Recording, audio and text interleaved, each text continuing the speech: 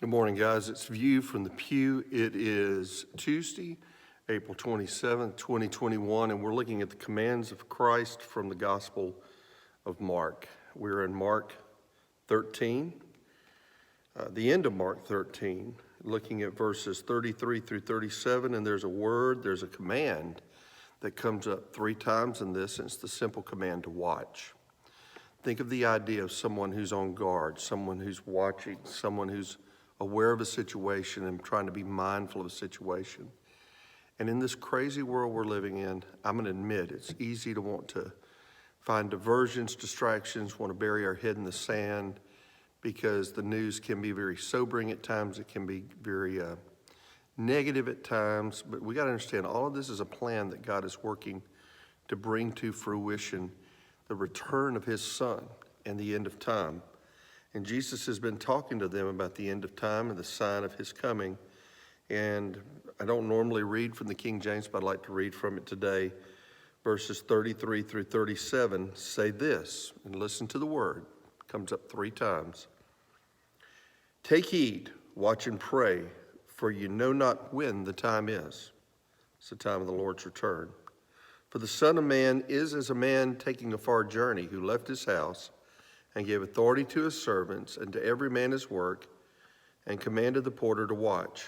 Watch ye therefore, for you know not when the master of the house cometh, at even, or at midnight, or at the cock crowing, or in the morning, lest coming suddenly he find you sleeping.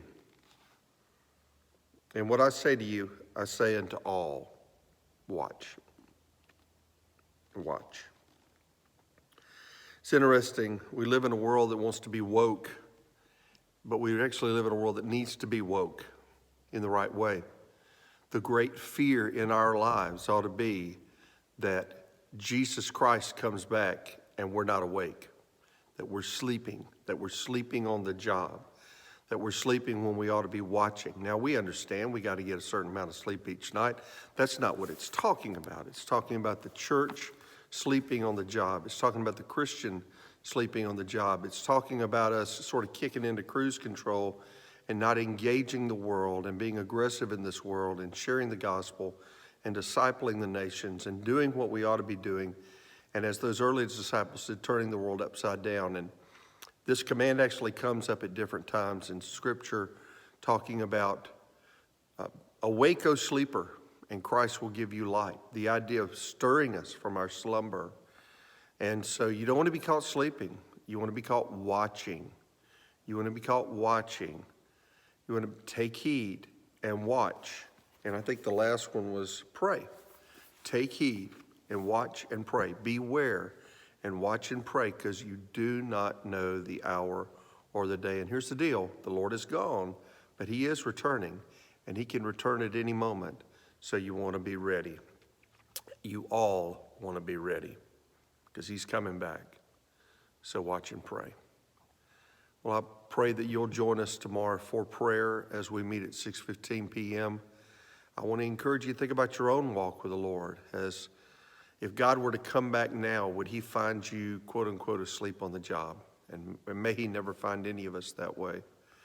But let us watch and pray. Let us be aware of the times we're in. Let's realize Jesus Christ is coming again. Look forward to that day and live in such a way that you won't be ashamed on that day. May he not find us asleep, and may we watch and pray. So God bless you, and let's be woke for him today. God bless.